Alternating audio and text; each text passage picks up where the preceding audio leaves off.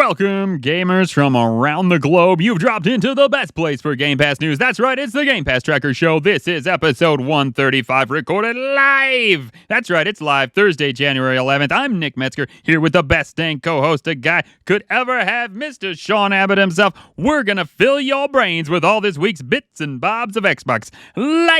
We're telling you about a whole truckload of games coming your way. There's a developer direct incoming in 1 week. And how best to toast your bread. You better sit down. You better buckle up, because Game Pass Tracker Show is one crazy ride.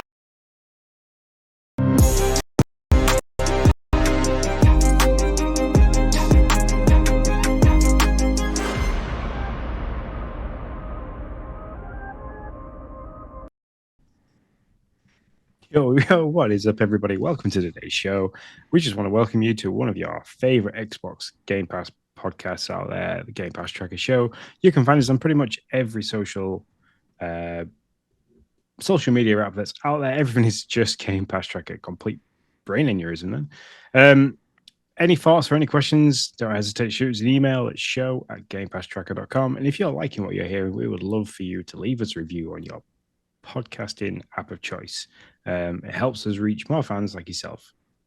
Also, we wouldn't be a Game Pass show if we didn't talk about the big daddy itself, Xbox Game Pass. If you love Game Pass and you love our show, then head over to the link in the description and sign up to Game Pass within the next 24 hours at the xbox.com website.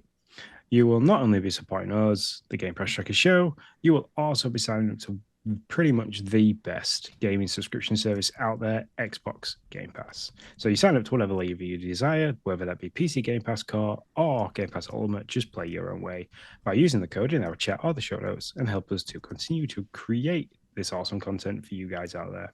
And Nick, without further ado, let's head into the Game Pass headlines.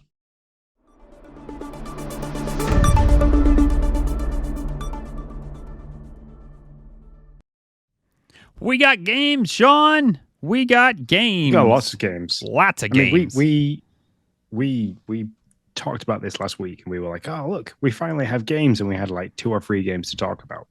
And then we finished podcasting, and in true form, which we really you'd think by now 3 years we'd really have a good handle on this, and we promise in the future we will get a better handle on this.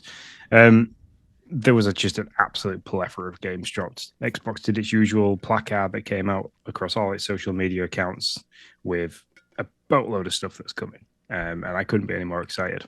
So, yeah, man, lots of stuff coming out. Starting out last week, which we touched on this one. This one dropped like right before we podcasted, right? We were excited. We thought we were ahead of the game for once, if we only knew. Yeah, and I know we were just touching the tip of the iceberg. Yeah. And the game that we're talking about here is Close to the Sun. And I thought I'd take this one first because I have played quite a bit of Close to the Sun. So the blurb reads, deep in international waters, Tesla's Helios stands still, and unbound utopia of scientific research, Rose Archer steps aboard in search of her sister and quickly discovers not all is as it seems. Use your wits to guide Rose on her journey to find her sister Ada, overcome dangers unknown to understand the fate of the Helios and its inhabitants, and in this narrative-driven steampunk adventure. This game is great. I alluded last week to, if you were a fan of BioShock and puzzle games and suspense horrors, that you would play this. I'm going to pull back on the BioShock bit a little bit because there's no plasmids, there's no first-person shooter aspect to this game. You are playing a first-person perspective game with a few collectibles to pick up, lots of jumpy scenes, a lot of gore and graphic nature, but a very in-depth story with some great quick-time stuff and bits and pieces like that. I am thoroughly enjoying playing this game. I'm like 7 or 8 chapters in, and I still think I have a fair way to go yet. But great game. Wow, nice to know. And next, after Close to Sun, comes Hell Let Loose. I feel like it should be like a video game trailer, It's just like, Hell Let Loose. And this is what it's all about. Squad up and take to the battlefields of World War II in an ever-expanding, hardcore first-person shooter experience that is Hell Let Loose. Join other players online in epic 100-player battles taking place across huge to-scale maps where working as a team is a matter of life or death, and the right or wrong decision can turn the tide of battle. We'll see you on the front lines. Yep, this is, as I have been reading it and watching lots of stuff, like lots of shorts and reels and TikTok videos about this game, people are saying this is the stripped back, like Call of Duty, Battlefield, team playing PvP kind of game that everybody like absolutely wants. It looks great. It's very difficult in terms of like going into this and just playing with random people. If you don't have a good squad that you can rely on and communicate with, this game gets very, very difficult. It's one that I would love to have had a go with, but just haven't had the time. But it's definitely there on my radar. Nice. So, and then January 9th, coming to cloud, console, and PC was Assassin's Creed Valhalla, which I believe isn't the most up-to-date version of the Assassin's Creed, because that's coming. Why has my brain gone nuts? I thought this was the most up-to-date for now. There's the more up-to-dater one is not out yet. Oh, okay, but that you just keep talking. I will look up about this. I will be the. I'm gonna say that I've tripped over my own brain here.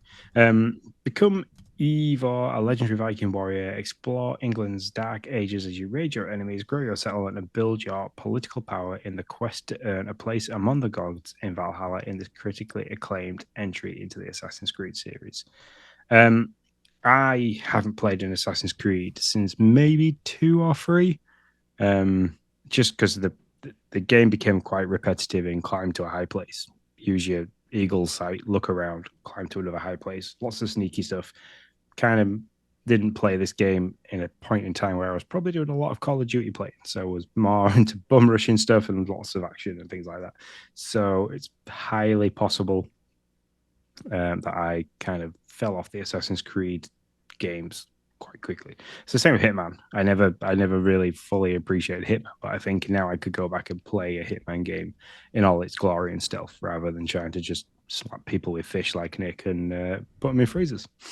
That's right. You are right. You are correct. I am wrong. Story of our podcasting life. Assassin's Creed Valhalla was 2020, and in last year, 2023, Assassin's Creed Mirage came out to take its place. So Mirage. That's the name of the one I couldn't remember. There you go. Wasn't in my brain at all. Once I saw it, I was like, oh, yeah. And this one went back to the sneaky. It's more like old school Assassin's Creed style from what I've read. So next on our list, January 9th, so 2 days ago, Figment on cloud, console, and PC, everywhere you could say, an action-adventure game that invites you to explore a unique, surreal universe filled with music, humor, and a multi-layered narrative. Join Dusty and his ever-optimistic friend Piper on an adventure through the different sides of the mind, seeking to restore the courage that's been lost. This one looks pretty fun. I have not played it, but it looks fun. I'd like to get some time into it for sure. It's got the puzzly aspect to it. Yep. And then out in our list of games. So out today, our Game Pass Tracker X is literally, and all of our social media platforms now. Actually, I just got the last few notifications through on a few things that went out there. So dropping literally just before we recorded this evening, Super Mega Baseball 4. Super Mega Baseball 4 is coming soon to PC Game Pass and Ultimate via EA Play. So you've got to be an Ultimate member or a PC Game Pass member, I believe, to play this. So grab your glove and your bat. It's time to go yard with the best ever. Play the game, hitch, pitch, throw, and slide into the home plate with a series signature combination of arcade-inspired style and immersive gameplay depth. I don't have a lot more to say because, I said, some of these games came quite completely out of nowhere. And I have been horrendously busy trying to take washing machines to bits and fix them to really have been nailed down on some of these games. So this is more of your arcade style baseball. Right. And you can play 4-player in it. and I believe you can play 4-player online. Super Mega Baseball is fun. I don't never played 4. I played 2 or 3. I can't remember. Maybe both. So it's a good time if you're not into like the MLB the Show and doing all the like realistic, all that stuff, and you just want to have some fun. Super Mega Baseball 4 might be for you. I enjoy it. Sean, would you ever play a game of Super Mega Baseball with me online? I would love to play a game of Super Mega Baseball. Baseball is one of those sports, along with American football, or football as you guys call it over there. I have absolutely zero knowledge of the rules and how these games play.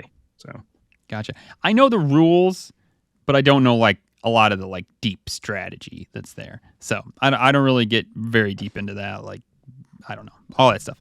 But also, I would like to say it's time to. I really thought you messed up, Sean. It's time to go yard with the best to ever play the game. I have never heard that before. Yep.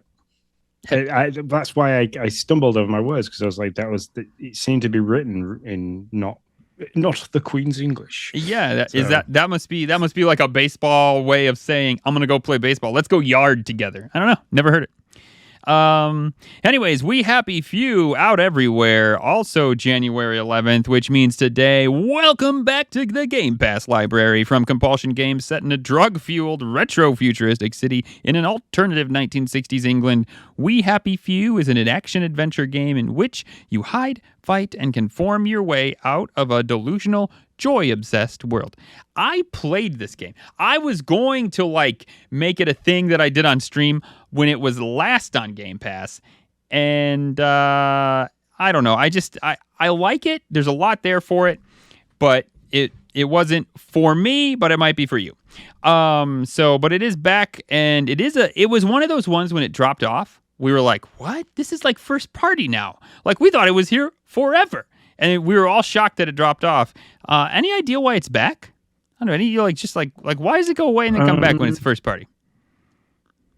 Absolutely. I mean, unless they were making room for a few other things. I'm trying to look now, like as to why who it's made by platforms, developer Compulsion Games, published Compulsion Games, Gearbox. I don't know. 26th of July, 2016 was their initial release. Yeah, I don't know. It's just it always these things always. I know there's no real answer, or there is a real answer, but there's never an answer we're probably gonna get, unless Phil wants to come on and tell us. Sounds good. Let's do it, Phil. But yeah. Anyways, We Happy Few, We All Fall Down. It was in 2019. So whether or not they had, I don't know. I have absolutely no idea. And these kind of things do puzzle us every time we talk about them. Like, why? Yeah, funny stuff.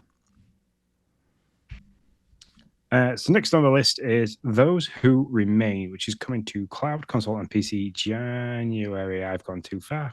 I'll talk about this one because I know about this one. So sorry, Resident Evil 2, which is coming to cloud, console, and PC January 16th. There isn't a right lot else you can say about this. This is a complete. This is the Resident Evil 2 remake. So revisit the critically acclaimed Nightmare of Raccoon City in Resident Evil 2 with new visuals, modern gameplay mechanics, and over-the-shoulder perspective. Join the rookie cop Leon S. Kennedy and college student Claire Redfield as they fight to survive a mysterious viral outbreak in Raccoon City, which has turned its citizens into terrifying flesh-eating zombies. Now, if you're like me and loved the original version of this, because Resident Evil 2 was a 4-disc like game where you played Leon A, and then you'd have to take the disc out and put Leon and put Claire B in, and then you'd play Claire B, and then you had to go back to Leon B and play Claire A. If you want the nostalgia of all that, playing the split kind of gameplays with all modern graphics, it's a lot more dark and horror-y and a lot more difficult in places. Play this game. Do not sleep on this. The Resident Evil remakes are fantastic. So I would definitely jump on this and give it a go. Nice. Yeah, you blew my mind there for a second. I was like, why is he skipping Resident Evil 2? That was like his most excited game on this whole like placard of games. So I was like, I had the wrong webpage open. Fair enough. That happens. All right, and the next game, January 16th, as those who remain also everywhere. Is everything everywhere? I'm sorry. I'm squirreling for a hot moment. I just want to see. Everything is everywhere apart from Super Mega Baseball, which is only everywhere if you've got access to EA Play, which is via Game Pass Ultimate and PC Game Pass. Yeah, that's fair. But it is an interesting... Well, let me finish this. Those who remain everywhere, January 16th. As the lights go out, the embers of darkness are stoked in the sleepy town of Dormont. Confront uncomfortable horrors. Keep your sanity in check and survive the night in this story-driven, first-person psychological thriller. Are you interested in that one, Sean? Because everybody knows I'm not. I am, and I'm also interested in looking at the game artwork. It's very futuristic looking. So I'm quite intrigued by this. So now, before we move on, I do my observation was it's interesting. Like when we started podcasting about Game Pass, you were pretty excited if you got 2 games that were everywhere. You know what I mean? Like you were like, oh yeah, this is coming to xCloud too. Whoa, But now it's like that's the standard. Like this is the 2024 standard. You get a placard of like 8 games, and they are out everywhere. You can expect them to be on PC, on cloud, and on console. I think that if they can keep that rolling, I think that's pretty awesome. Well, I'd like to see how many of these are included with the car purchase, because there is only a selection of games. When you subscribe to Game Pass, if you do not have Ultimate or PC Game Pass, you are limited to what games you have access to. And I wonder, when we get big lists like this, is it like an advertisement for Game Pass Ultimate? Like people will see coming soon on Game Pass, and everyone's like, "Oh, I've got Game Pass because I've got car. What games are available? Well, this sucks. I can't play those games." And then the kind of like you waver up of, do I pay the extra bit of money every month because I really wanted to play Resident Evil 2 remake, but never went out and purchased the game because of like maybe I've just had a kid and I haven't got the money, or maybe like I'm still falling out the back of COVID and I'm struggling with like the upkeep of houses and stuff because of the economical crisis that everybody's currently living in, and you can't just go out and splash on new games. But you can, going from car to Ultimate is maybe like, I think it's £4 or £5 extra a month. So it's like, it's one less pint in the pub. If I go out for a pint, it's like, and I can play, we got 1, 2, 3, 4, 5, 6, 7 games. So yeah, no, I'm pretty sure none of these. They are very specific on the Xbox Wire when they add to the core, and I think it was like every 3 months they said that they would be adding. They added games. I don't remember when, but it was a handful of months ago. It wasn't December. It might have been either November or October. They added a couple games to core. So none of these are on your core. That's for sure. We'll specifically let you know when there's a game coming to core, because Xbox specifically says it is. But for the most part, you get you get those. I think it's 25, 27 games right now that are out there. I have the initial 25 in front of me. I see that, but there's a couple more that got added that I don't have in front of me. Yeah, and I think they were back late October. I think it was late October they got added. So we could be due some more in February. Yeah. So you know what we should do? These 25 games, we should rate these 25 games in some podcast. That should be like a feature story. We'll do that. Yeah, and they're not bad games to have as well, as I remember. But we've got 1 more game to list. Well, 2 more if you want to count Turn It Boy again. Nobody does, Sean. Stop it. No, it's not coming out next week. Don't you understand how this format works by now? It is. Well, it's almost coming out next week. If you add 7 to 11, that makes 18. So, let's do some maths. It's coming out. But no, we have talked. There's 1 more game to mention that's out this week.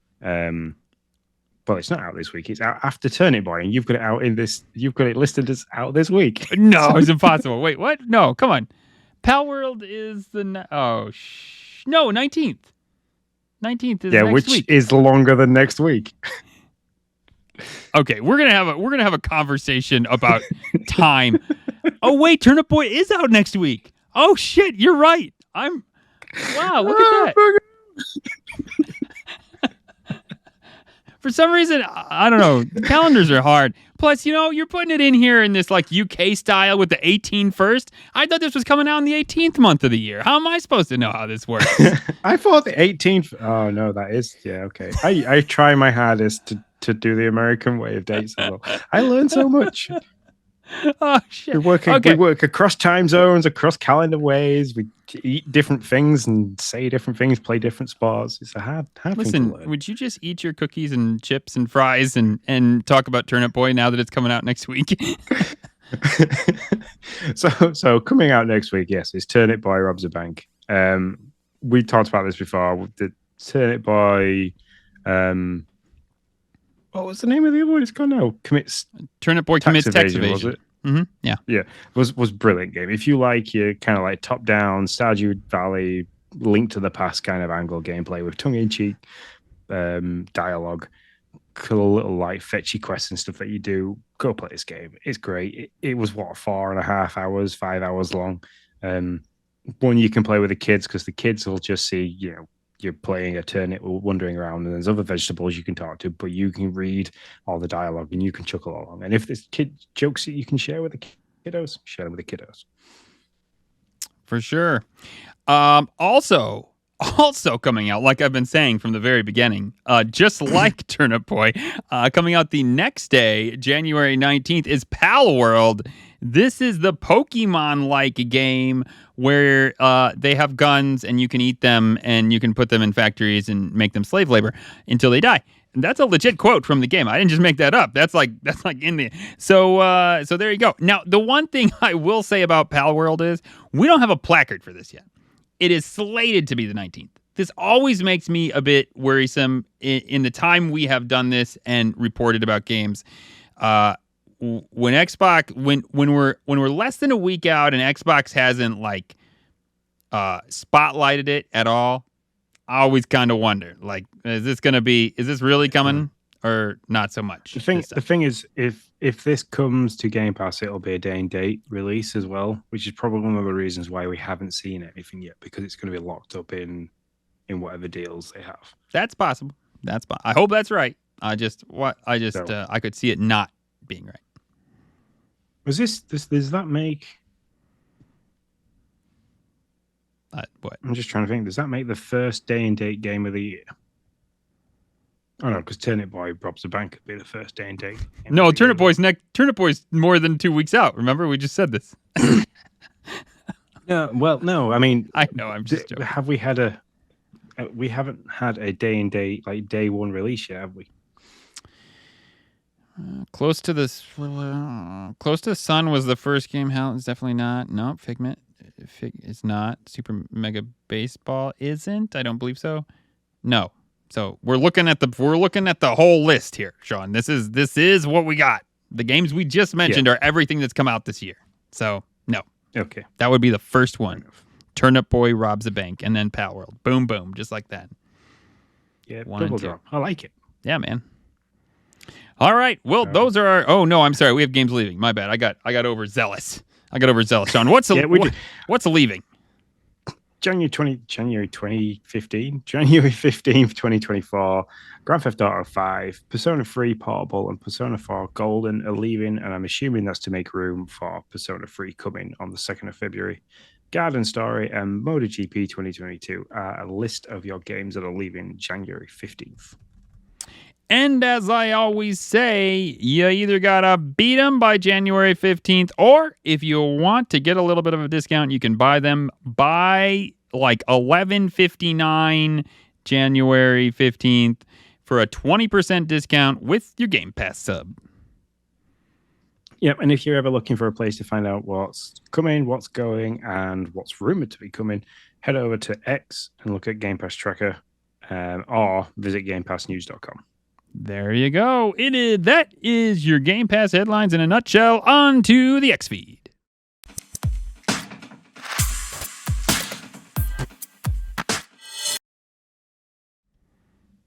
The X feed's where we get you all up to date on the hottest news in the Xbox world. What is the most important stuff you may have missed, or maybe you just breezed right over. So our top stories Game Pass is great, and there are a huge amount of games, but how often do you actually buy those DLC packs? Yep, this was more of a question that I wanted to put in because we've been doing Game Pass content now for over 3 years, and we play a lot of Game Pass games. I have alluded that I do not purchase as many physical games or digital games in full now as I used to because I play a lot of Game Pass games. And out of all the Game Pass games that I own, I do go and buy DLC for some of them. Not for all of them, but for some of them that I really do like. So I just wanted to ask that question. As well as buying into the ecosystem of Game Pass, like how often are you then further buying into the ecosystem of DLC packs that that money then goes directly to the developer and the publisher? Yeah, I don't really do DLC. There's just so many games, right? So usually, like, if I can get to the finish of a game and they're like, "There's DLC," I'm like, "Oh, geez, I'm on to the next one, buddy. I'm sorry." Like, there's just so many games to play. Like, I'm on to the next one. Now, what gets me is not the DLC, because DLC is at the end. So by the time I get to the end of a game, I'm probably like, I can't anymore. I'm sorry. Like, I've devoted as much time as I can to this game. I got to move on to the next thing. But what does get me is the early access, baby. Put it in the beginning, and you'll get me to bite every time. I'm stupid for it. I'm like, oh, you're going to give me 5 days for $20? Here you go. I don't know, man. Don't ask me. I've done it. I've done it for, Harry Potter, which wasn't a Game Pass game, but I've done it for Starfield. Ironically, I did it for Forza. Yeah, I did it for Forza Horizon, and that wasn't even like my style of game. We were going to play it for Extra Life, and anyways, it didn't work out. It was a thing. But yeah, so I've put in the dollar bill for the early access more in the front more than the DLC at the end. So with that, I mean, like there is a list of games out there with DLC. A couple that I can think of straight away is Forza Horizon 5 had the Hot Wheels DLC and the Rally DLC plus various different car packs. There was DLC, I believe, for Minecraft Legends. There was DLC for Doom Eternal, which I bought. I bought the Doom Eternal stuff. No. But Far Cry 5, Far Cry 6, don't. Minecraft itself as a game has tons of DLC skins, etc. on top of it. So, yeah, there's an absolute shed ton of games.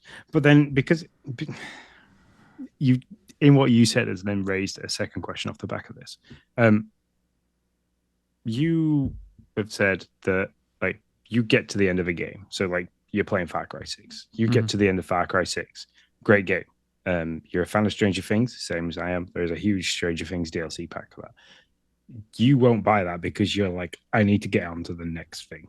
So does having so many games on Game Pass and it being that huge world buffet of games that we always talk about, where you can go and sample all these crazy different things, does that make it so you like it's changed your way of gaming so much that you won't spend the time to get DLC? Because I mean, I would do that if I found a game that I loved. I would get to the end of it and I was like, oh, DLC, I can continue the content of this game. This is great. I've had such a great time with it. I'm going to carry on.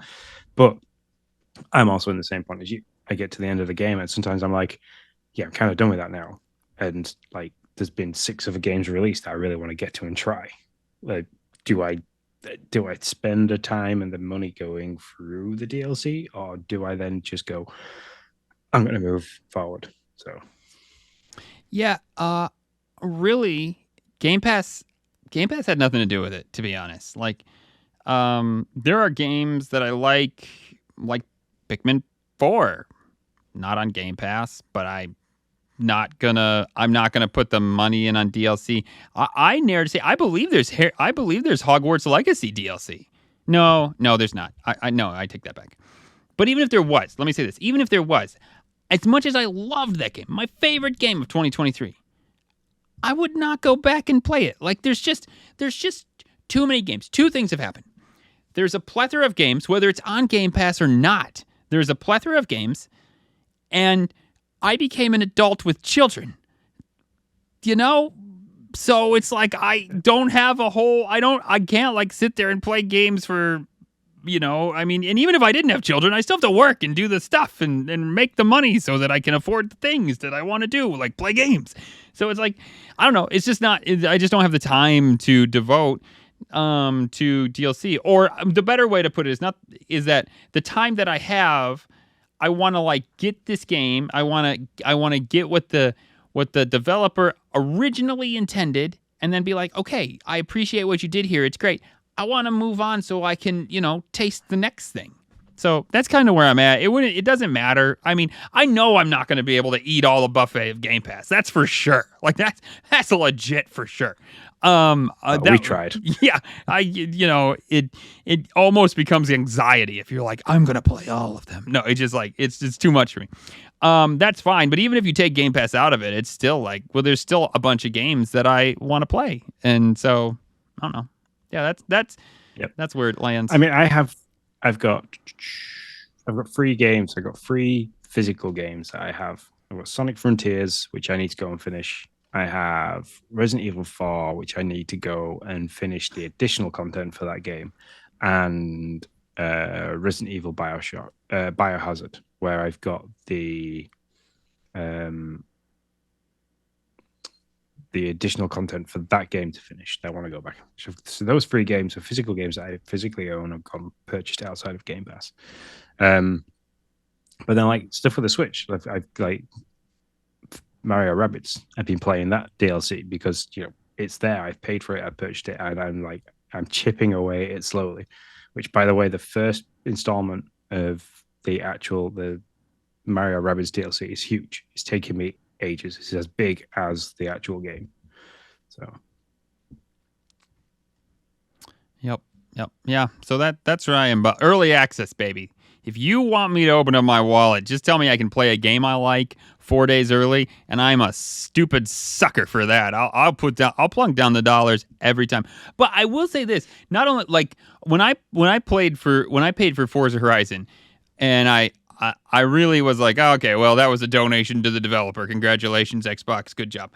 You did a good. You made a good game. But then all of a sudden, you're like, hey, Nick, you should let Noah play this Hot Wheels DLC. And I'm like, yeah, I don't want to buy the deal. I'm not into it enough to buy it. And you're like, no, you already have it. So a lot of times those early access things, not only does it give you that like 4 or 5 days, it gave me the first DLC pack. It was like all bundled in, and I didn't even realize it. I was like, what do you mean? And sure enough, I did. It gave us as well like a starter pack, so we got so many cars and so many credits in the game as well. So it worked out well, and I agree. The Starfield early access I didn't buy, but that was because of work and child commitments. So I couldn't. I was like, I really want to play this game early, but I don't physically have the time. So I would have spent the money if I had the time. So. Yep, for sure. Next episode or next story on the list: Starfield and Hi-Fi Rush nominated for multiple DICE awards. Yep. So Starfield had already picked up some awards, including our own. This is from Pure Xbox, by the way, their own Game of the Year award here at Pure Xbox. But now it's received even more. This year is the 27th annual DICE Awards, and Starfield is running for Role-Playing Game of the Year, Outstanding Achievement in Art Direction, where Tango Gameworks surprise hit Hi-Fi Rush, which we got absolutely shocked with at last year's Direct, so this time last year, as getting nominations for Outstanding Achievement in Animation and Audio Design, as well as Action Game of the Year. So, what? I mean, I think it deserves all those, but especially Outstanding Achievement in Animation and Audio Design for Hi-Fi Rush. Faux show. Yeah, that game was fun to play. I didn't play it for long, unfortunately, but it was while I was playing, it was fun. So it brought a really good aspect of like platforming and collectibles with timing music, like timing the beats of music to make your attacks stronger and stuff like that. Very much fun. So, yep. And all the winners for these, there's Baldur's Gate 3 are there for Game of the Year, along with Cocoon, Alan Wake 2, and both Call of Duty Modern Warfare 3 and Diablo 4 are also nominated for a bunch of different categories. But all the winners for that will be announced in February 15th next month. So just keep your eyes peeled. And we'll probably report back as well what they all achieve. Yeah, for sure. At least, especially the first parties.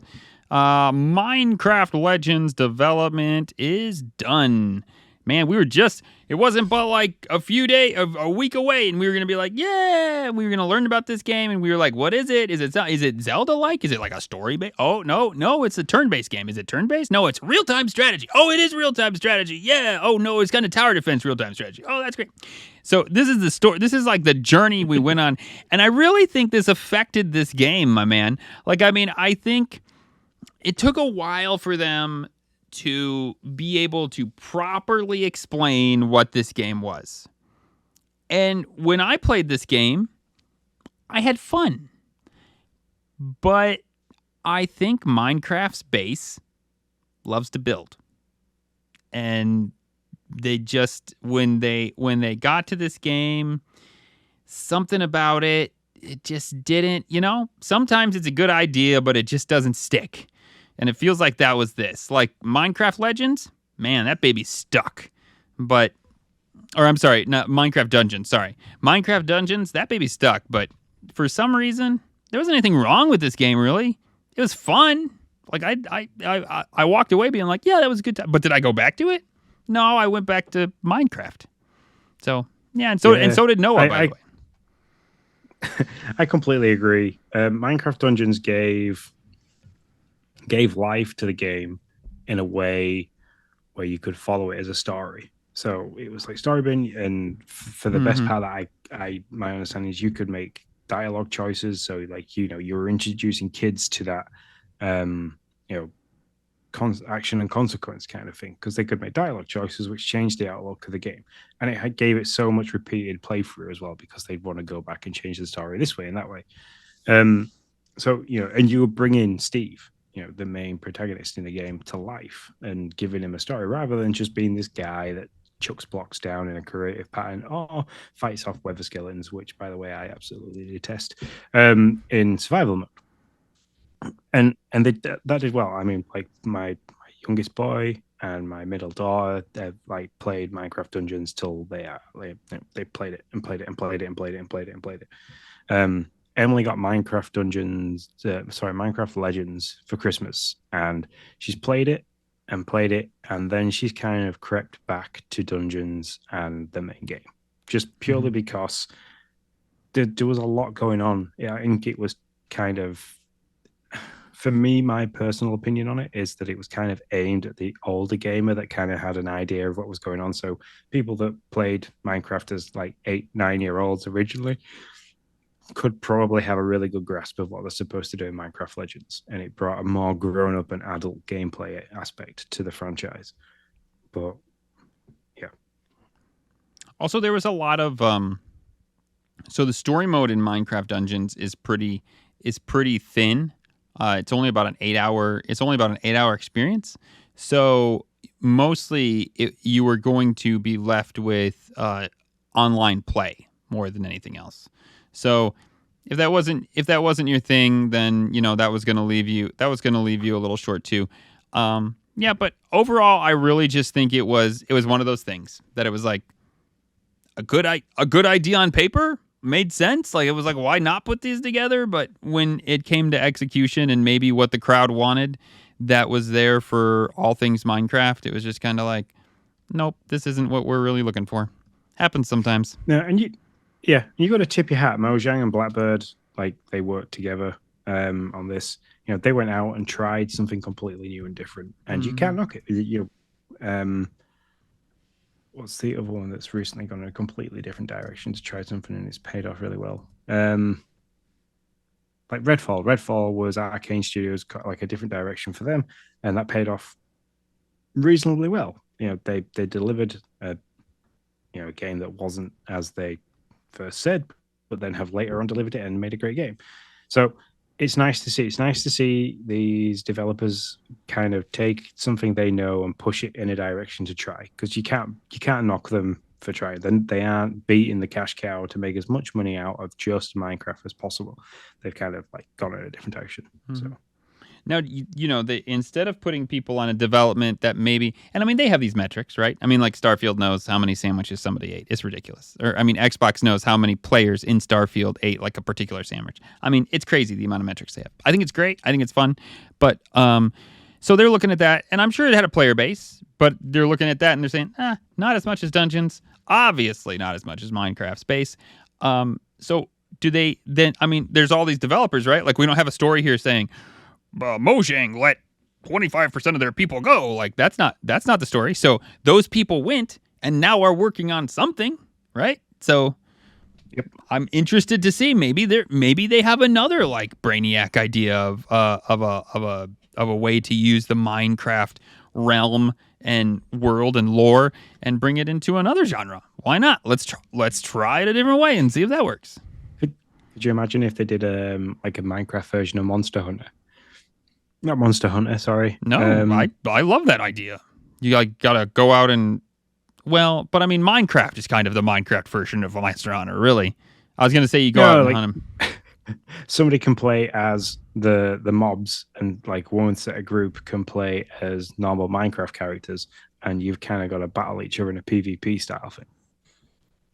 Yeah, but not like a turn-based way, because I mean, there is that kind of thing in no, not in turn-based, in Legends, like live action, like live action. So you've got the like a capture the flag style games, stuff like that. Yeah, I could see that.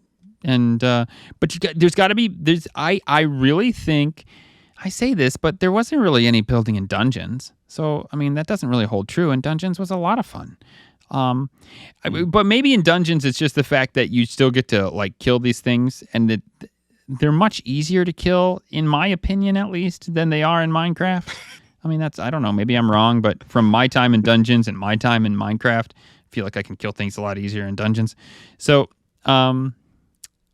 yeah, I don't know. I'd be interested to see. I'm sure they're working on something new and different, whether it's just a new expansion to Minecraft or a whole new outset. But I'm very interested to see what they're doing. Sean, we're going to have a segment called Cooking with Nick. That's what it's going to be. And I am going to give you a gourmet meal of toast from an Xbox Series S toaster. I mean, I'm not, because I don't really have it. But if I did totally make that a podcast, and I just sit here and like crunch toast in the mic, in your ear, be like toast ASMR for like the entire podcast. So what am I talking about? Well, there is a Xbox Series S toaster being sold on Walmart, being sold in many places. But at Walmart, it's all out of stock. It's $40. It'll cook you 2 pieces of toast. 2. But Sean and I were looking at the picture. The one where it's cooking 2 pieces of toast, they're pretty small pieces of toast. They're like Smurf toast, maybe. And there you go. But everybody wants it, apparently, because I can't buy it on Walmart right now. No, it's disappeared. I mean, this thing looks great. And I like the fact that it toasts the Xbox logo onto the toast. Oh, yeah. I should have mentioned that. Yeah, good point. Yeah, it's LED countdown as well. So it's got like a timer that starts and gives you an LED countdown of when your toast will toast. I thought after the Series X refrigerator, moving into this was awesome. I think it's a great idea. Sean, so are you a big toast fan? I don't know this about you. I am. I like toast. I will eat toast. I will eat toast. You sound like green eggs and ham. Will you eat toast on a train or on a plane? So it says it's got 6 degree shades of toast. Like, where you at when you toast your toast? Like you can choose between like light or basically charcoal. Like where are you at? I'm like, all depends on the bread as well. You are opening a complete loaf tin of craziness. That's right. So brown bread, I like. It needs to be like not, I'd say like halfway to crispy, like charcoaled. But then white bread needs to just be lightly browned, ever so lightly browned, because I like my white bread to soak up my jam. I am a jam on toast guy. Oh, okay. Jam. Okay. Any peanut butter? Are you a peanut butter fan? I don't know this about you either. We're gonna get to know. Okay, yeah, me too. Yeah, me too. too. I'm currently in the middle of with my hard 75 challenge. I'm on a non-processed section of it, so that's the diet that I chose for the challenge. So I'm struggling to find things that I can snack on lightly, and I have found a company that makes peanut butter, and it basically is just roasted peanuts blended. It saves me the time of doing it because I was going to go and do it. And I literally, one of my daily snacks is a teaspoon of peanut butter, just straight out of the jar, straight in. Nice. Yeah, I mean, we could go deep in here. But I'm going to skip another question that I had. Okay, no, I have to ask it. Brown, so over here we call brown bread wheat bread. Do you call it brown bread? Well, yeah, brown bread is just wheat bread, I suppose.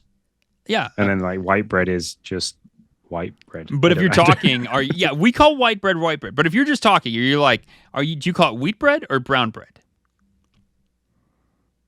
This is the deep stuff we talk about on this podcast. This is what matters. It's wheat, so it is wheat, but because of the color of it, I just say brown. Huh. Okay. See. I mean, maybe I'm just like off, and every other American's like, nah, you idiot. We all just call it brown bread, except for you, which is probably true. But everybody I know calls it wheat bread. So it's an interesting. What do you want to say? Difference between us. For me, I am too right in the middle. It doesn't matter what bread it is. I want to have a little toast, but I don't want it to be crunchy all the way through. I don't want it to crack like a cracker when I split it in two. I want it to have a little chew in the middle or something. So there you go. All right, there you go. But if you can find an Xbox Series S toaster, which you currently can on eBay for $85 if you want to pay more than double the price. Wow. Yeah, baby, somebody bought that thing and threw it on eBay. Smart on them. Good job. But you can get it for $40 if you can find it in the stores. If you can find it in the stores, I would like to remind you that we had a second run, third, and maybe even more of the Xbox fridge. So, it's still possible that it comes out, even if all the stock is gone currently. Those, my friends, are our top stories. If we move on to the news bulletins, we have a few things to share with you. The Halo TV show Season 2 trailer lands ahead of next month's launch. I am in on this. I know there's a bunch of y'all that was like, that show is horrible. The graphics are bad and the plot is bad. I loved it, man. I don't know. Whatever. As a show, as a Halo fan, I get it. As a guy that's just watched in an action show, loved it. And so you're saying this, but I know secretly that it's the Master Chief's butt. Yeah. Oh, dude, that was the favorite. I mean, I cracked up for belly laughing for 5 minutes because we sat here and talked about are they going to have Master Chief take his helmet off? Are they? Maybe not. Yeah, no, definitely not. They wouldn't do that. Oh, yes. And then in the first episode, he's like, screw the helmet. Off comes the pants.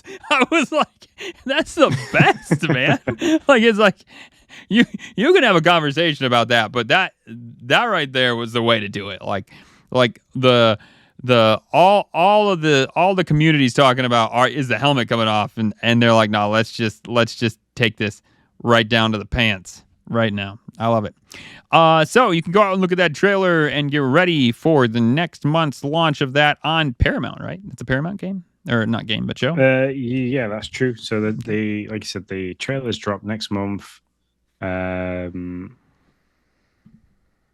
the trailer drops now. The game drops next month, or the show drops next month. The show. Sorry.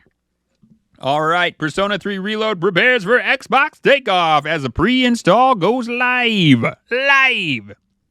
I can't say live without doing that. It's really weird when I'm in a meeting and I just have to say that.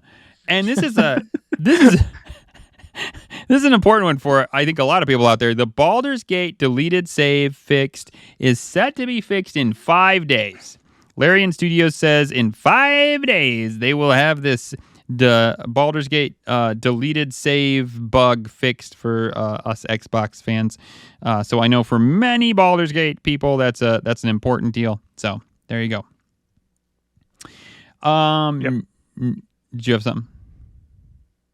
No, sorry. I haven't even. Okay. Feature story Xbox Developer Direct next week. Sean is going to be hanging out with you while this thing happens. I am predisposed, unfortunately, so I will not be able to be here. Apparently, Phil did not look at my schedule when he set this. I don't know why he didn't, but whatever. It is what it is. So, the event date is January 18th, 2024. The start times, 12 p.m. Pacific, 3 p.m. Eastern, 8 p.m. Sean time. Green Meanwich time? Is that what that is? GMT? Greenwich. Where's the M? Greenwich Mean Time. Greenwich Mean Time. I was like, where's the M in Greenwich time? Okay. Green Mean Time. I like mine better. Green Mean Time. Green Mean Time. Hulk time. Hulk time. I like Hulk time.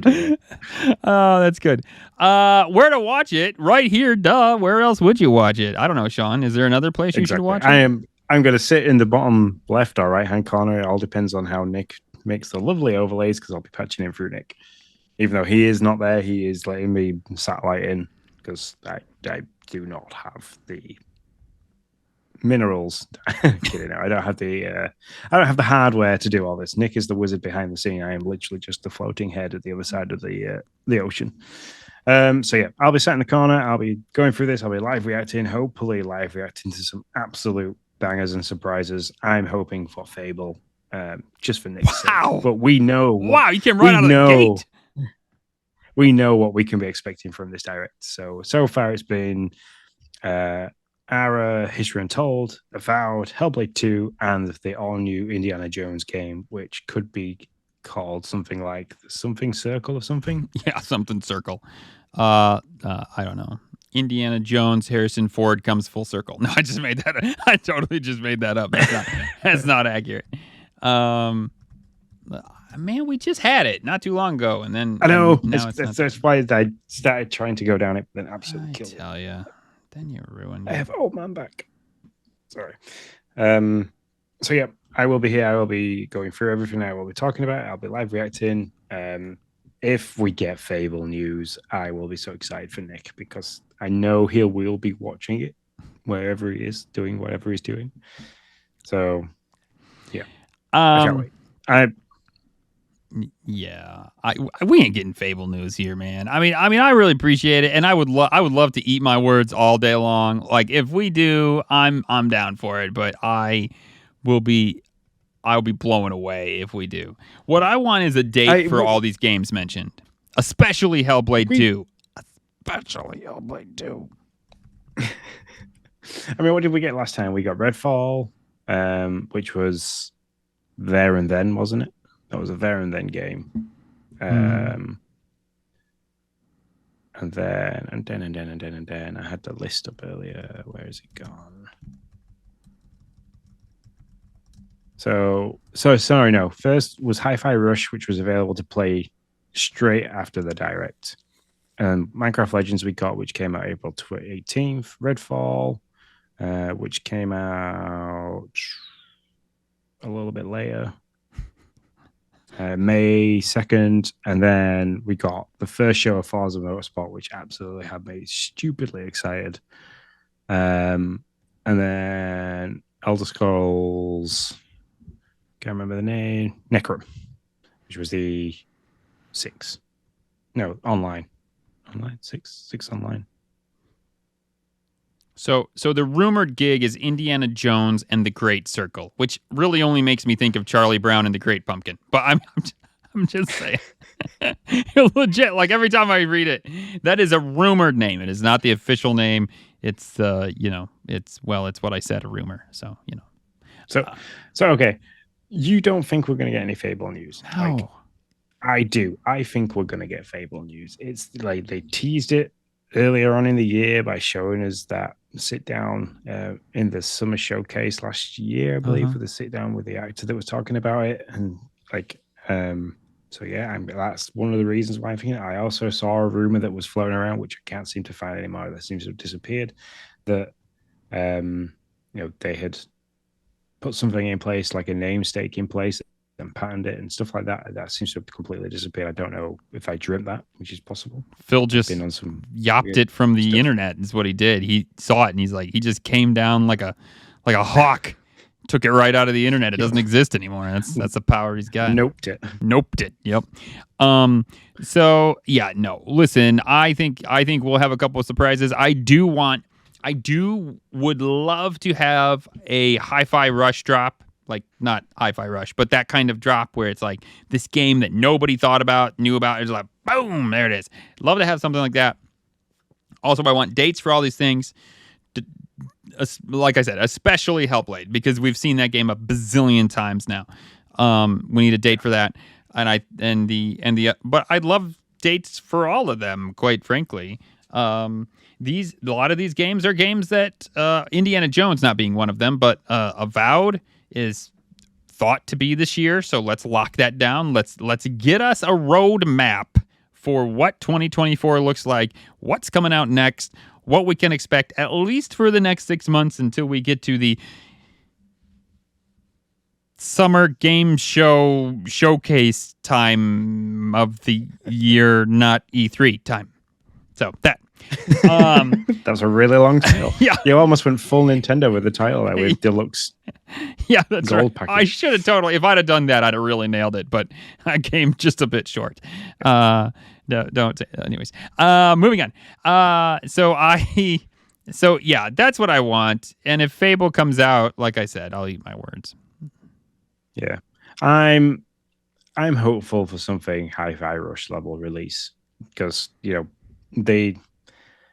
we need something. No, we don't need something. Yeah, we need to stop saying that. We don't need crap. Games. Yeah, we don't need anything. We would like, obviously, the giddy little gamer in me is like, oh, it's a direct. Like every time there's a Nintendo Direct, everybody's like, oh, there's going to be massive Mario news. We're going to get this new Zelda, and we're going to get this. So like at Xbox go, yep, we're going to do a developer direct. I instantly go with, okay, this is Bethesda here, so like they're going to be there, they're going to be doing it, so we're going to get some more Doom, we're going to get this, we're going to get that. I mean, fuck me, if they drop a Doom, my head will just explode. I hope they do. I hope they totally do, because that'll be great live content. But yeah, no, I'm super excited. It should, like you said, it gives a roadmap. Having that roadmap to take us further into 2024, to lead us up to, because last time it was leading us basically up to the Summer Showcase. Apart from Forza Motorsport, it led us into the Summer Showcase. Yeah. So yeah, no, that's exactly what they need to do. They just need to get us to June, like to May at least, and then June can get us past that. But yeah, they get us to May, and we'll be good to go. But I think people want to have some idea.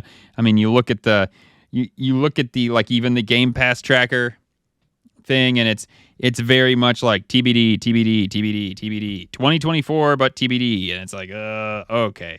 Like when you go on our fun little website, it's like, let's see. I'm coming here right now. Coming soon. It's doing this on the fly, people. That's right. Yeah. See, just a bunch of 2024s. Early 2024. Early spring. Spring. Actually, if you look at this, it gives you kind of an idea. Ooh, Stalker 2. You think we can see Stalker 2? Ooh, no, I didn't. No, but I'm just saying, do you think we'll see it at the Developer Direct? That would be nice. That would be very nice. Actually, Stalker 2 could be the surprise drop that we just like, because that was awesome, almost finished in development. It was only because of the UK and Russia crisis that it kind of got put on hold, predominantly until further notice. So yeah, that would be pretty cool. Yeah, so if you go to the website, if you go to GamePassNews.com, you might find some real good information on what we might be getting. Because yeah, there's a bunch of games with 2024 on them. Another Crab's Treasure. Oh, there's all kinds of games. And I forget about all these games that could be there. Flintlock, The Siege of Dawn. Yeah. Skull and Bones. Was Skull and Bones, was that coming to Game Pass? Or was that one that you were looking to purchase? No, I was just looking to purchase. That's not, I mean, okay. Skull and Bones is a Skull and Bone. We've already talked about this, Sean. Come on. No, it's coming out and it might be great. I hope and pray that it is. And I will jump on it if somebody says it's the most awesome game, the most awesome pirate game ever made. I'll be there for it. Yeah, I don't know. Have they given a time for this? They haven't given like a time limit, right? I don't think there's a time frame for how long it was, but last time it was about 35 minutes long, I believe. It wasn't long at all. And they said there's already what we say 5 games they've said are going to be there. Is that what it was? 1, 2, 3, 4. So if they get, that's not leaving much time left. I mean, if those games each got 5 minutes, which I would assume is pretty likely, that's only leaving like 10, 15 minutes if it's a 35-minute direct. Which you're right. I mean, that's about the time for those. Like the showcases are the ones that are like a couple hours. So yeah, the showcases are long ones. The directs, like a Nintendo Direct, is only really usually 30 minutes long. And I'm pretty sure last year it was literally 35 minutes long. Because I think as we were operating as Game Pass News, we like reacted to it. So. Mm-hmm. Yeah. Interesting. All right. Well, anything else on what you're hoping or wanting or expecting to see? Obviously, Doom. Fable. I want Fable news for you, but also secretly, I freaking loved Fable. So I would absolutely adore to be able to play that for the summer and just like get into it because it's something I could play with either of the two younger kiddos, especially if they fell heavily on the right and wrong thing again, like they did with the first ones. I would just, I'd be all over that. Yeah, that'd be super sweet. Okie dokie. Moving on to the dashboard.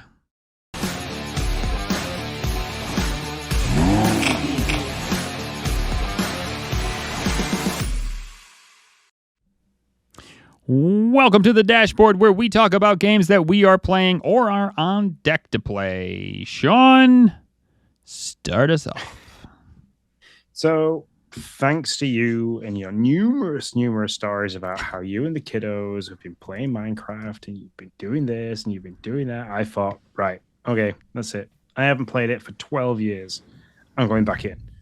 And fuck me, the amount of stuff that has changed is huge. Like, really huge. Like, the way that you craft stuff has changed. I remember that like you could manually put like items into the blocks and like drag and drop it in rather than just going and like bringing up the crafting menu and it kind of already telling you what was there. You could drag and drop things in. The amount of different mobs that there is now, all kinds of weird. Like I'm coming up against skeletons with like gold armor on and stuff, and the zombies wear leather armor, and there's drowns and there's glow squids, and there's like a freaking road past a dolphin. There's turtles as well. Like I walked around and I was like, what is this great big green square with wiggly legs that seems to be moving faster every time I tried to stand on it? So, and you don't get much from turtles if you hack at them. You kind of just get some kind of seaweed stuff. Yeah, something you can get helps you make a shell. Traders. That's what Noah said to me. That's what Noah told me. So, and there's like wandering traders and there's like pillagers because that's where I'm at the moment. So I sent you the picture of where I started and I made just like a little, obviously the first thing you do in survival is you need to make somewhere where you cannot get mobbed because you do quite quickly. So I made a little house at the base of this mountain because the idea was to mine into the mountain and then kind of like remove the mountain going up in a spiral to see what like was in the layers. So I set about doing that. I got to the top of the mountain. I was like, okay, so I've done like I've kind of gone up in this spiral inside in the staircase, and I'm now at the top. But I can't be bothered to keep walking around the staircase. So what I'll do is I'll do the cardinal sin of Minecraft and mine directly down. So I mined directly down. So I went lower than ground level, and then mined out and popped up in the water. So like I had a way of, A, getting water for whatever reason without having to go outside, and B, I could just pop up. But while I was up on top of this mountain, Logan was like, "Hey, look, Daddy, that's a pillager outpost." And I was like I'm using my kids as a reference as to what's going on in the game. So I'm like, what's a pillager? And like Emily's going, it's like a villager, but when you get close to them, like they try and attack you. And I was like, so if I just walk up to them and I haven't got anything in my hands, they will just attack me. She was like, yep. I was like, right, okay. I'm going over to find if this works. So I went over, I got close to the pillager tower, and lo and behold, they have crossbows and all kinds of stuff, and they're really hard to kill. They're really fast. So I lost all the stuff that I had. I had iron pickaxe, iron sword, I had iron armor. I was like doing really well and dropped everything. And then I made a really horrible mistake of just saving and exiting, thinking that like all my stuff would still be there when I loaded back into the game. Yeah, it's not. It disappears. So I'm now at a point where I have to go back and start making stuff all over again. But that game is just huge, and I don't know if it's because it's on a next gen console and stuff. Because I originally played this on the Xbox 360. Graphically, looks for a game that is just blocks. Excuse me. The graphics are really clean and crisp and clear, and like how far it renders is really nice. I've forgotten how calm the music is. I was playing it with my headset on the other day, and I was like, I forgot how calm and serene the music is. So, yeah, no, it's a lot of fun. I guess I'll jump in. I don't have a whole lot of stories because my kids are on to another game, which I'll talk about in a second. I might be losing them in the Minecraft journey, which is okay because, to be honest, I feel like I've reached my Minecraft limit for at least a little bit. I'm sure I'll come back, but we went through the Nether Castle, or the Nether Fortress, found a way through it to like make these blocks, these stone blocks with an iron door in the middle, 2 blocks missing on each side, so you can attack blazes and everything from the sides and not get hit or killed, or are less likely to get hit and killed. Most importantly, wither skeletons can't get you, so you can attack them. So it works out really well. We just made a bunch of chambers to do that. That way you can kind of clear a chamber, then go to your next chamber and go to your next. It works. We got rid of a couple of spawners. So we've done the thing, and it's like, I don't know. I told Noah, I was like, well, what do you want to do now? And he's like, well, I don't know. We can build another fort, or we can build a new house. And so we were trying to figure out what to do. And then they got onto Lego Fortnite. So there was that.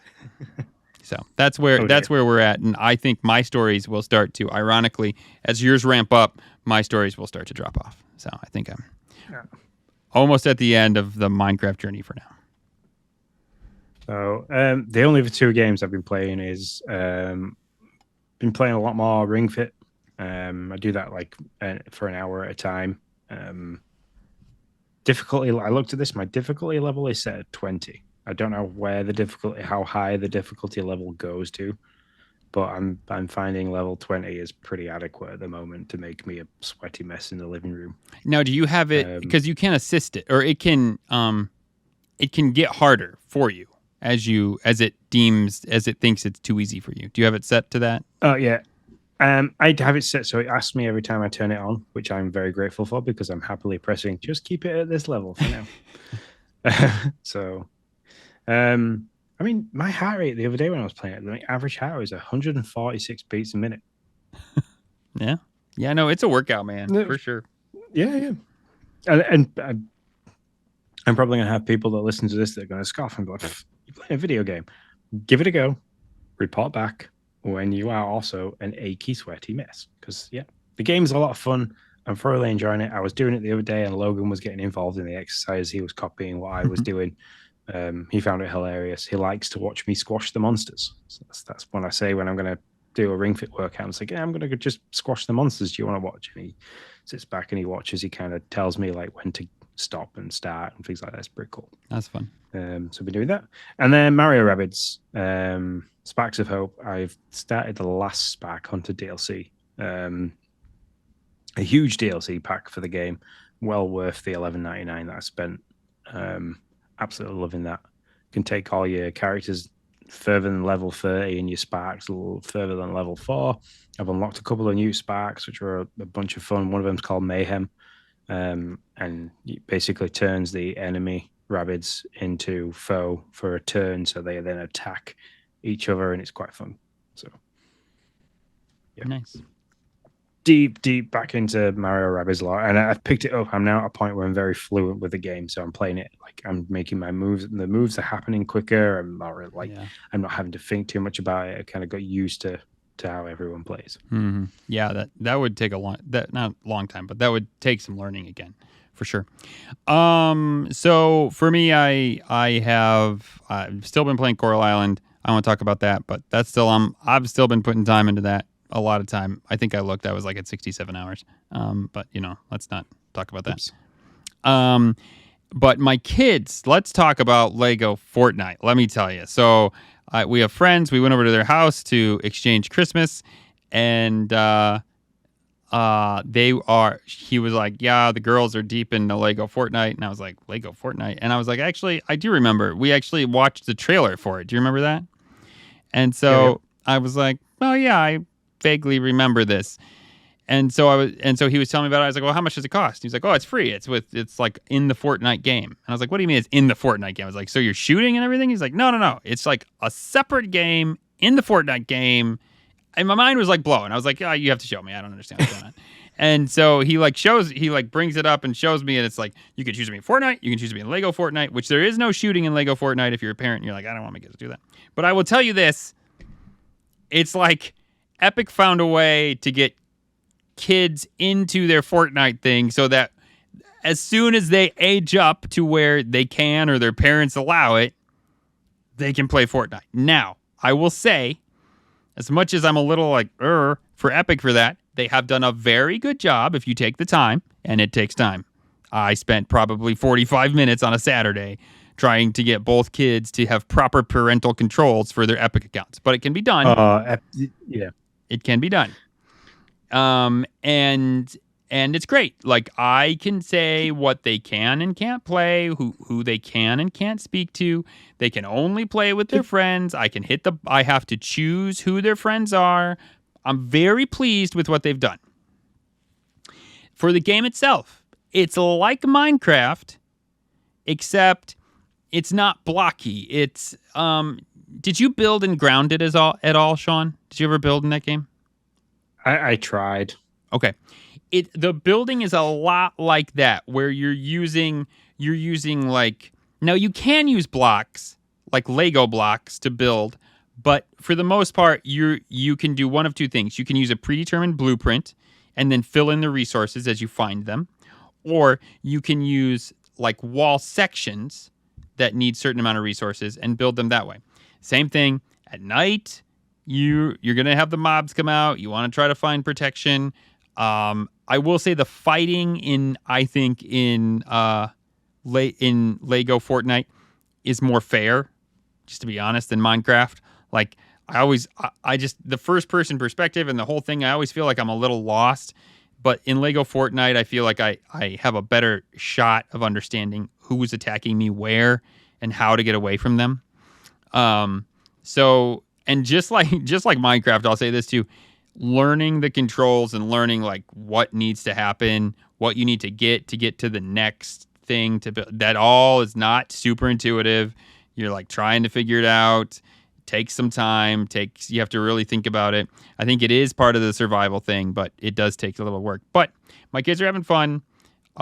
They're playing a ton. Have a snow day tomorrow because we're like in 14 inches of snow, or supposed to get 14 inches of snow in like 12 hours. And they are super excited because they probably are going to play too much of that. If Dad lets them, I'll have to see how nice I am to them on snow day, how much I let them play. And I'll probably join in because it's fun, and I don't have a ton of work to do. So my first question is, did you not set up Epic accounts when you played with them for Fall Guys? That's why Noah had an account. I couldn't figure it out. At first, I thought it was Knockout. And I was like, no, it's not Knockout because that's EA. And I was like, why does he have an Epic account? No, so he did have an Epic account. Although I didn't set it up right. I'll tell you that much, because anybody could be his friend. They have done a much better job. They have done a much better job now of when you walk through, when you say it's a child's account, and then you make your parental account the email, they walk you through the parental controls much better than, at least I remember. Maybe I just screwed it up. But as I remember, last time it was difficult. Yeah, as I remember walking you through. Because Ariel was like, hey, do you want them to have friends? Well, yeah, I want them to have friends so they can play with people. Okay. Do you want them to be able to choose their own friends or no? Okay. Do you want them to be able to talk to people? No, not really. Okay. And it's just like they walk you through each of those sections pretty pretty self-explanatory. It takes some time, especially if your kiddo like Ariel. She didn't have an email yet, so I had to set all that stuff up. But it takes some time, but it is pretty well set up. And then I went to Noah, and it's like Noah had free reign. And I was like, I couldn't even remember why he had an Epic account. But you're right, it's Fall Guys, and so I had to redo Noah's so that it was locked down. But anyways, dad gamer talk. Sorry guys. Hey, this is one of the bonus parts of listening to us as a podcast. Is like when we talk about this, we're going to talk about stuff that you can play with your kiddos. We're going to talk about how you can keep your kiddos safe online, because that's absolutely paramount to keep them safe online. And you want to be able to share this experience with them, because this then brings me to my next question about this. Is this something that you would suggest I get downloaded for Logan on a Switch? Probably, yeah. Unfortunately, so. Yeah. I mean, I almost hate to do it, because it's like, I mean, I don't have a problem with Fortnite. I think it's great, but it's like this. Just like they did such a good job of just like this. It's like just this step from Fortnite, and it's just I don't know. It's just crazy. We had a little meeting with a couple of people from behind the scenes at Game Pass Tracker. Some that you will possibly meet in the future, and some that you'll see also streaming content here. We talking to him, and he had a really good idea that Fall Guys would probably end up in the same bundle as Fortnite. So Fortnite's going to be like your overhead thing, and you're going to see lots of things, because there's a Guitar Hero game in there now, or a rhythm style game which is like Guitar Hero. There's the Fortnite's version of Rocket League racing. There's obviously Minecraft now. Like not Minecraft, but like a build survival mode game. Lego Fortnite. Yep. What else is there? I think there's one more in there, isn't there? Probably, yeah. But that's 4 different games within Fortnite itself. The Epic are doing a fantastic job of owning the market when it comes to free to play games. Yeah. So. And they're man, it's fun. It's fun. Like I didn't realize when we watched the trailer for Lego Fortnite, I didn't realize it was free. Because I was like, you bought this game. I was talking to my friend. I was like, you bought this game. They have 3 kids. I was like, you bought this game for all 3 kids? I was like, oh my gosh. That's like, how much did that cost you? And he's like, it's free with Fortnite. And I was like, mind blower. And it's a good game. Yeah, it's a good game. Yeah, spend that free money. Yeah. So anyways, that's all I've been playing. Sorry for the long, drawn out thing.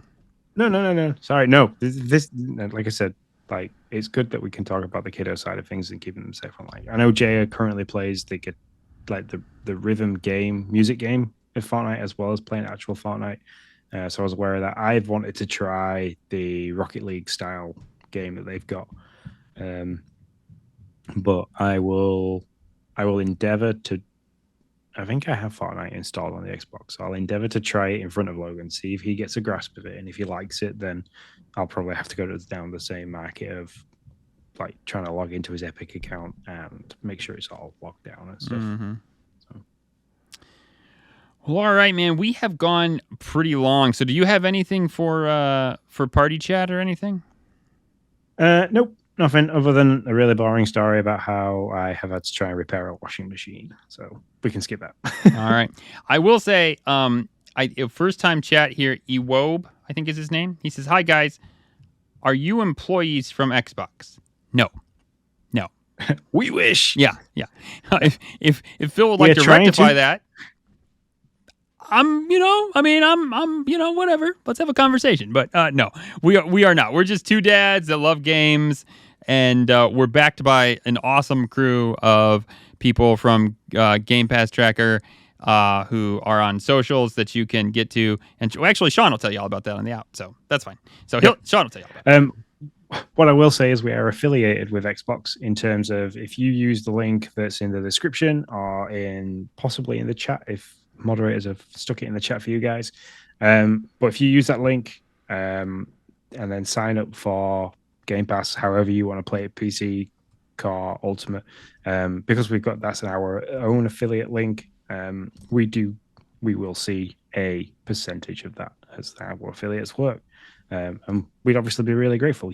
Like I said, you'll be signing up to a great content for Game Pass, with Xbox Game Pass, and we see a benefit of that too. So that's the only way that we've got a link with Xbox for now. We obviously been doing this for a few years now and would like to have more links with Xbox. It's a fantastic company, fantastic subscription service. So, yeah. Sorry for the hard sell there. But anyway, yeah.